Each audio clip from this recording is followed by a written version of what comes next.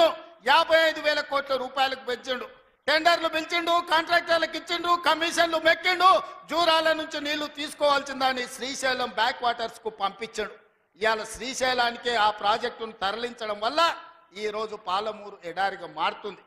10 ఏళ్లలో పాలమూరు రంగారెడ్డి పూర్తి చేసిన, కల్వకుర్తి పూర్తి చేసిన, భీమా నెట్టంపాడు కోయిల్ సాగర్ రాజోలి బండ పూర్తి చేసి ఉంటే, తుమ్మిళ్ళ ప్రాజెక్టును పూర్తి చేసి ఉంటే ఇవాళ ఆంధ్రప్రదేశ్ మనకు అభ్యంతరం పెట్టకపోయి ఉండే.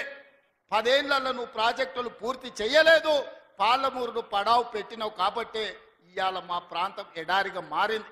ఆనాడు 2014లో నేను కొట్లాడి తెచ్చిన మక్తల్ నారాయణపేట కొడంగల్ ప్రాజెక్టు ఒకనాడు ఉమ్మడి రాష్ట్రంలో రాజశేఖర రెడ్డి గారు ముఖ్యమంత్రి ఉన్నప్పుడు దివంగత నాయకుడు చిట్టెం నర్సిరెడ్డి గారు మొట్టమొదట ప్రస్తావించండు మక్తల్ నారాయణపేట కొడంగల్ ప్రాజెక్టు గురించి.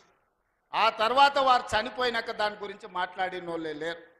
మళ్ళీ 2009లో కొడంగల్ ఎమ్మెల్యేగా నేను బాధ్యత తీసుకున్న తర్వాత ఆ కాగితాలు వెలికి తీసి నేను కొట్లాడి 2014లో ఈరోజు నా మక్తల్ నారాయణపేట కొడంగల్ ప్రాజెక్టు తీసుకొచ్చిన.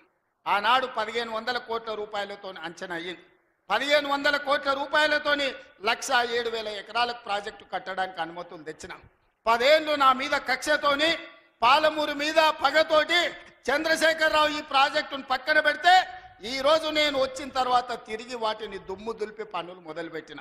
ఇవాళ 4,500 కోట్ల రూపాయలతోటి మక్తల్ నారాయణపేట కొడంగల్ ప్రాజెక్టును పూర్తి చేయాలి 2 ఏళ్లలో అని ఈ రోజు టెండర్లు పిలిచి పనులు ప్రారంభిస్తే ఇవాళ పగబట్టి ఆయన టీవీలలో పేపర్లలో అడ్డుకుంటున్నారని అంటున్నాడు.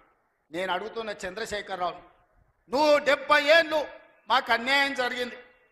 మా ప్రాంతంలో నీళ్లు పోయినా, మా ప్రాంతం నుంచి తరలిపోతున్న కృష్ణానది జలాలు మాకు తాగడానికి, మా సాగునీరుకు అందరూ రాకపోయినా ఈ దేశంలో ఎక్కడ ప్రాజెక్టులు కట్టినా, బాక్రానంగల్ కావచ్చు, శ్రీశైలం కావచ్చు, నాగార్జున సాగర్ కావచ్చు, ఎస్ఆర్ఎస్పి కావచ్చు, ఈ దేశంలో ఎక్కడ ప్రాజెక్టులు కట్టినా తట్ట పని, పార పని, మట్టి పని, చెమట తీసే ప్రతి పని మా పాలమూరు బిడ్డలు చేసి దేశానికి ప్రాజెక్టులు అందించారు. ఇవాళ ఈ దేశంలో పంట పండుతుందంటే మా పాలమూరు బిడ్డల స్వేదం ఉంది, మా రక్తం ఉంది, మా కష్టం ఉంది. అట్లాంటి మా జిల్లా ఎడారిగా మారి వేలాది మంది వలసలు పోతుంటే తమ పసిపిల్లల్ని తల్లిదండ్రుల దగ్గర, ముసలోళ్ళ దగ్గర, గుడిసెల దగ్గర వదిలి జంటలుగా మేస్త్రీల ఎంబడి వలస పోతుంటే వలసలు ఆపాలని ఇవాళ మా ప్రాజెక్టులు పూర్తి చేయాలని ప్రయత్నం చేస్తుంటే మా మీద పగబట్టినవు ఎందుకు చంద్రశేఖరరావు అని నేను అడుగుతున్నా. ఏం అన్యాయం చేసినాం నీకు చంద్రశేఖరరావు? మేము నిన్ను మా పార్లమెంట్ సభ్యుడిగా ఎన్నుకోవడం మేము చేసిన అన్యాయమా? నీ పార్టీకి పోయినసారి 13 సీట్లు ఇవ్వడం మేము చేసిన అన్యాయమా? ఏం అన్యాయం చేసినామని ఇవాళ మా జిల్లాల ప్రాజెక్టులను అంటుకుంటున్నాం. ఇదే ప్రగతి భవన్, ప్రజల స్వేదంతో నిర్మించిన ప్రగతి భవన్ అధికారిక కార్యాలయానికి వైఎస్ కొడుకు జగన్మోహన్ రెడ్డిని పిలిపించి పంచపక్ష ప్రమాణాలు పెట్టి 6 గంటలు చర్చించి రాయలసీమ ఎత్తిపోతల పథకం రచించింది నువ్వు కాదా? ఇది ద్రోహం కాదా? ఆనాడు రాజశేఖర రెడ్డితో కలిసి పోతిరెడ్డిపాడు ద్వారా కృష్ణానది జలాలను సీమకు తరలించకపోతుంటే హారతిచ్చింది నువ్వు కాదా? ఆనాడు మంత్రివర్గంలో నీ మంత్రులు లేరా? హరీష్ రావు గారు ఆ మంత్రివర్గంలో మంత్రి కాదా అని నేను ఇవాళ అడుగుతున్నా. అదే కాదు, జగన్మోహన్ రెడ్డి గారు ముఖ్యమంత్రి ఉన్నప్పుడు ఏ నీళ్ల కోసం తెలంగాణ రాష్ట్రం తెచ్చుకున్నామో, ఏ నీళ్ల కోసం శ్రీకాంతాచారి లాంటి యువకులు, నూనూగు మిసాల యువకులు ఆత్మ బలిదానాలు చేసుకున్నారు.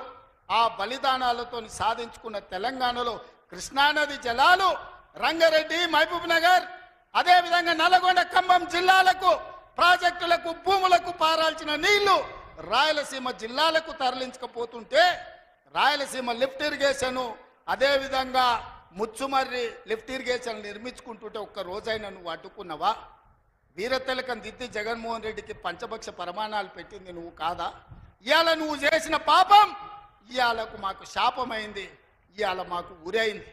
ఇవాళ తొందరలోనే రాయలసీమ లిఫ్ట్ ఇరిగేషన్ పూర్తి అయితే రోజుకు 10 టీఎంసీలు, రోజుకు 10 టీఎంసీలు అంటే ఒక్క నెల రోజులు మన కళ్ళు మూసుకుంటే 300 టీఎంసీలు శ్రీశైలం మొత్తం తరలించకపోవడానికి, మలుపుకపోవడానికి ఇవాళ పునాదులు వేస్తే ఆంధ్రప్రదేశ్ ప్రభుత్వం వీర తిలకం దిద్ది కాంట్రాక్టర్ దగ్గర కమిషన్ల కోసం కక్కుర్తిపడ్డది నువ్వు కాదా చంద్రశేఖరరావు? ఆనాడు సాగునీటి పారుదల శాఖ మంత్రి హరీష్ రావు కాదా అని నేను అడుగుతున్నా. 5 ఏళ్ళు హరీష్ రావు సాగునీటి పారుదల శాఖ మంత్రి,